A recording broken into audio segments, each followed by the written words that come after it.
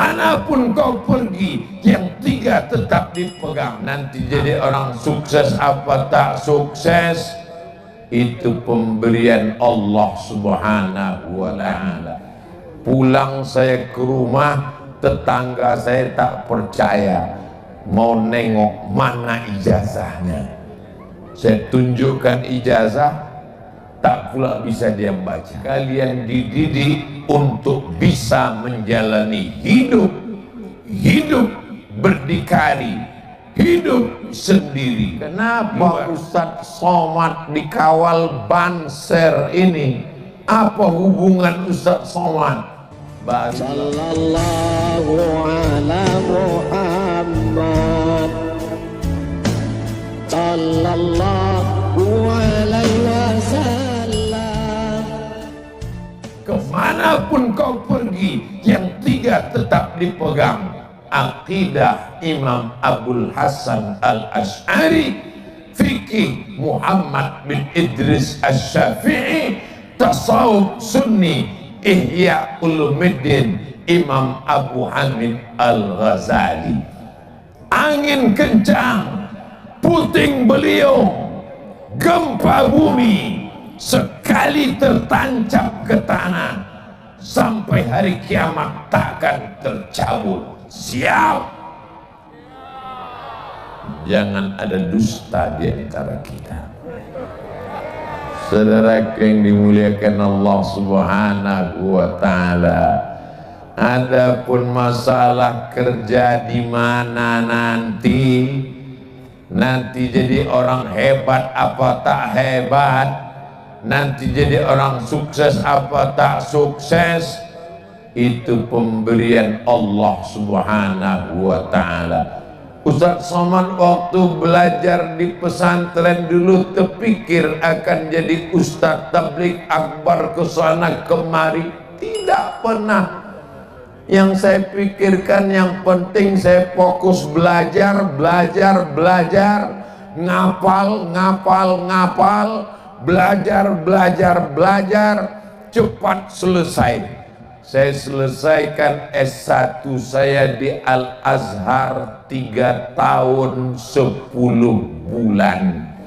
Pulang saya ke rumah, tetangga saya tak percaya, mau nengok mana ijazahnya. Saya tunjukkan ijazah, tak pula bisa dia baca. Kenapa Ustaz cepat betul selesai? Karena di Al-Azhar mata kuliahnya Usuluddin 14, hafalan Qur'annya 2 juz. Beasiswa dari Al-Azhar cuma 162 pon. Beasiswanya habis sebelum akhir bulan.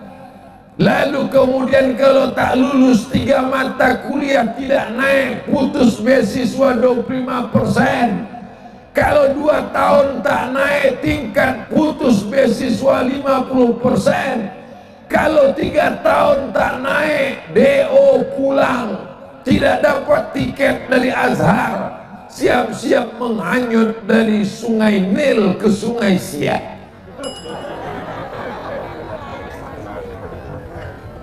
Jadi adik-adikku sekalian, kalian bisa jadi apapun.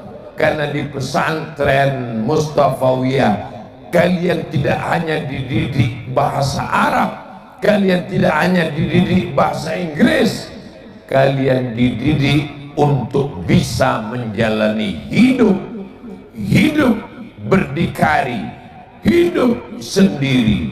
Luar biasa. Inilah yang akan menjadi harapan masa depan insyaallah. Amin ya rabbal alamin. Tadi Ustadz mulai jam 9.15, sekarang sudah jam 10.15.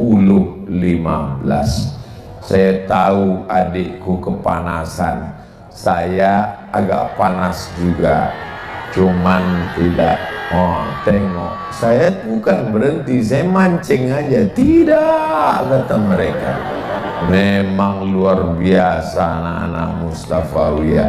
Jadi ibu-ibu, bapak-bapak, yang menonton pengajian hari ini, kalau kalian ragu anak kalian, kalian ragu bagaimana masa depannya, khawatir dia cabut ke mall, khawatir dia pacaran, khawatir dia dibonceng sana bonceng sini. Jadi orang tua zaman sekarang ini serba salah. Betul tak Bu?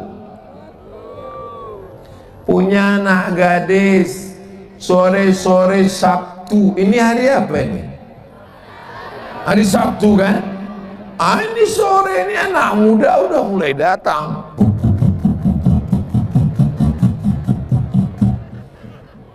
Bu, kami jalan-jalan sebentar ya ke penyambungan. Jangan.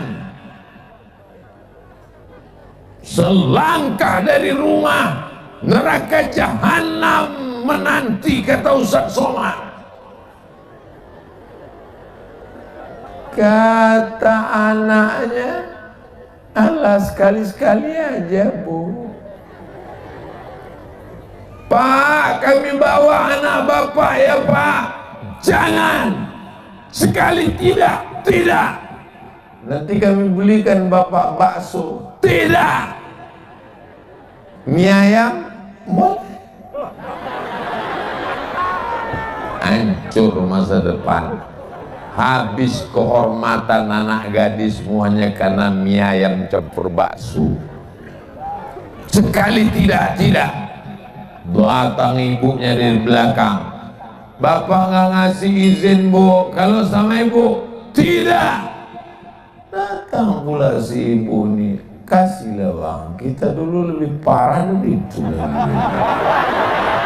Hancurlah masa depan mereka. Jadi ibu-ibu, jadi bapak-bapak, orang tua sekarang dilema. Mau tak digaji, anaknya merajuk. Aku bukan Siti Nurbaya. Mau dilepaskan hati kita cemas, mau ditahan di rumah kita tak enak. Paling selamat memasukkan anak ke pesantren. Betul anak-anakku? Selamat mereka, sehat mereka. Kalau udah kelas 7 tamat dia, udah keras otak kepalanya, sudah sanggup dia. Kalau datang, kalau masih kecil-kecil nih, dirayu, digoda. Tapi kalau udah tamat kelas 7, tamat pesantren, datanglah anak muda menggoda dia. Adek, jalan kita ya, diam kok kucing kurap. Mana berani orang itu mengganggu. Ada pula yang mau melet dia, mana mempan. Tiap hari bacaan dia Quran, tiap hari bacaan dia hadis, tiap hari bacaan dia tafsir. Kata setan, kalau untuk yang ini tak usah kita goda, gawat mati, terbakar kita nanti. Saudara yang dimuliakan Allah Subhanahu wa taala, tidak ada jalan lain untuk menjaga anak kita. Benteng terakhir pertahanan umat Islam, pondok pesantren. Kalau benteng pesantren hancur, maka hancur negeri ini. Pesantren lebih tua daripada ormas. Mana yang lebih tua, Nahdlatul Ulama atau pesantren? Pesantren lebih dulu, baru kemudian Mbah Hasyim Asy'ari beserta Mbah Wahab Hasbullah, Mbah Bisri Sansuri mendirikan Nahdlatul Ulama. Kiai Haji Hadratus Syekh Hasyim Asy'ari punya sahabat-sahabat yang luar biasa. Salah satu di Sumatera adalah beliau Syekh Mustafa Hussein. Jadi kalau ada nanti rekaman heran, kenapa Ustadz Somad dikawal Banser ini? Apa hubungan Ustadz Somad? Barulah orang mengerti bahwa Nahdlatul Ulama pertama di Sumatera berasal dari Mustafawiyah. Allahu Akbar. Saudara yang dimuliakan Allah, jaringan mereka kemana? Jaringan internasional, karena mereka sama-sama dari Makkah, sama-sama dari Masjidil Haram, dari Saulatiyah. Jaringan-jaringan ini yang dipakai untuk apa? Menegakkan Ahlus Sunnah wal. Sekarang aliran-aliran macam-macam. Kalau orang akarnya menghunjam ke tanah, pucuknya ke langit, kasajaratin thayyibah, asluha sabitun, akarnya ke tanah, wa far'uha fis sama, pucuknya ke langit. Datang angin kencang, dia tidak akan tercabut, paling-paling patah, namun tercabut tidak. Sekarang ada orang yang akarnya tidak ke tanah, pucuknya tidak ke langit. Kemana air, ke situ dia pergi. Ini pokok kayu namanya enceng gondok. Datang ustadz ini, ikut ini. Datang aliran ini, ikut aliran ini. Anak Mustafawiyah, sekali Ahlus Sunnah sampai mati Ahlus Sunnah. Betul. Sekali Asy'ari sampai mati Imam Abul Hasan Al-Asy'ari. Sekali mazhab Syafi'i sampai mati bermazhab Syafi'i. Sekali tasawuf Sunni sampai mati mengikut Imam Abu Hamid Al-Ghazali. Ingat yang tiga, karena inilah trilogi pegangan kita sebagai Ahlus Sunnah wal Jamaah. Puncak dari tabligh akbar bukan pengajiannya. Puncak dari tabligh akbar bukan suara Abdul Somad yang menggelegar. Puncak dari tabligh akbar adalah doa. Aminkan doa dari guru-guru kita. Ketika adik-adikku mengatakan amin. Man salaka tariqan, siapa yang melewati suatu jalan, yaltamisu fihi ilman, di jalan itu dia mendapatkan ilmu, sahhalallahu lahu bihi tariqan ilal jannah, dimudahkan Allah jalannya menuju surga. Mudah-mudahan kita masuk ke dalam itu. Man kharaja fi talabil ilmi, adik-adikku yang keluar rumah dari Labuan Batu, dari Asahan, dari Tapanuli Utara, dari Tapanuli Selatan, dari Langkat, dari Jambi, dari seluruh penjuru Indonesia, dari Riau. Man kharaja fi talabil ilmi, siapa yang keluar rumah dengan niat menuntut ilmu, fahuwa fi sabilillah. Selama di Mustafawiyah, kalian sama seperti orang yang sedang berjihad fisabilillah. 7 tahun kalian dapat pahala jihad, jihad, jihad, jihad. Tapi setelah tamat pulang, jangan tak pulang. Kau kenapa tak pulang-pulang? Aku berjihad. Kau bukan jihad, jahat. Bakti kepada orang tua, tak ada gunanya ilmu kalian banyak kalau tidak membahagiakan orang tua. Kalau belum bisa membahagiakan orang tua, jangan menyusahkan orang tua. Kirimkan kabar yang enak-enak. Apa kabar kau nak? Aku ranking 1. Apa kabar kau nak? Hafalan Quranku sudah 5 juz.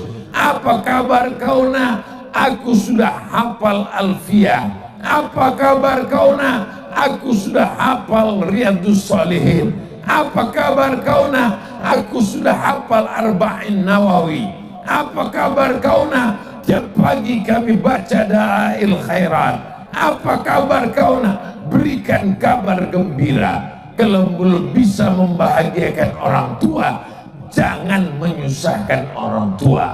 Jangan sikit-sikit passwordnya cuma 3 huruf. Sikit-sikit ma, sikit-sikit ma, mati aja. Kasar kali Ustaz Somad. Bukan kasar, supaya Ustaz Somad dulu memangnya masuk pesantren, ya? Di mana Ustaz belajar? Di Deli Serdang, Sumatera Utara. Orang tua Ustaz di mana? Di Riau. Berapa kali Ustaz berjumpa orang tua?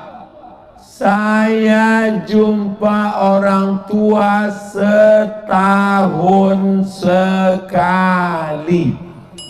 Jadi kalau ada adik-adikku yang dijunguk, ada nih yang dijunguk sampai sehari 3 kali.